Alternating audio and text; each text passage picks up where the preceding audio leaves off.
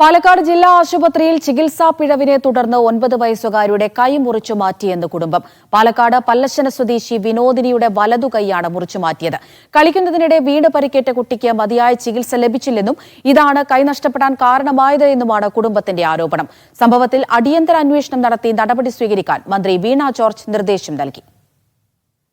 പാലക്കാട് പല്ലശ്ശന സ്വദേശികളായ വിനോദ്, പ്രസീത ദമ്പതികളുടെ 3 മക്കളിൽ മൂത്ത മകൾക്ക് ഇക്കഴിഞ്ഞ സെപ്റ്റംബർ 24-നാണ് കളിക്കുന്നതിനിടെ വീണ് പരിക്കേറ്റത്.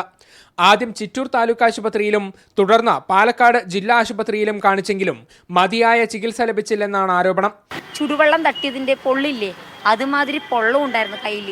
കളറൊക്കെ പച്ച കളറായി. പ്ലാസ്റ്ററൊക്കെ അഴിച്ചു നോക്കുമ്പോൾ കുട്ടിന്റെ കൈ അങ്ങനെ അഴുകി. കോഴിക്കോട് മെഡിക്കൽ കോളേജ് ആശുപത്രിയിൽ എത്തിച്ചെങ്കിലും കൈ മുറിച്ചു മാറ്റുകയായിരുന്നു. കുടുംബത്തിന്റെ പരാതിയെ തുടർന്ന് പാലക്കാട് DMO ചുമതലപ്പെടുത്തിയ സംഘം നൽകിയ പ്രാഥമിക അന്വേഷണ റിപ്പോർട്ടിൽ ചികിത്സാ പിഴവ് ഉണ്ടായില്ലെന്ന് പറയുന്നു. പിന്നാലെ സംഭവത്തിൽ അടിയന്തര അന്വേഷണം നടത്താൻ മന്ത്രി വീണ ജോർജ് നിർദ്ദേശം നൽകി. ആരോഗ്യവകുപ്പ് ഡയറക്ടർക്കാണ് നിർദ്ദേശം നൽകിയത്. കുറ്റക്കാർക്കെതിരെ കർശന നടപടിയുണ്ടാകുമെന്ന് നെന്മാറ MLA കെ ബാബുവും പറഞ്ഞു.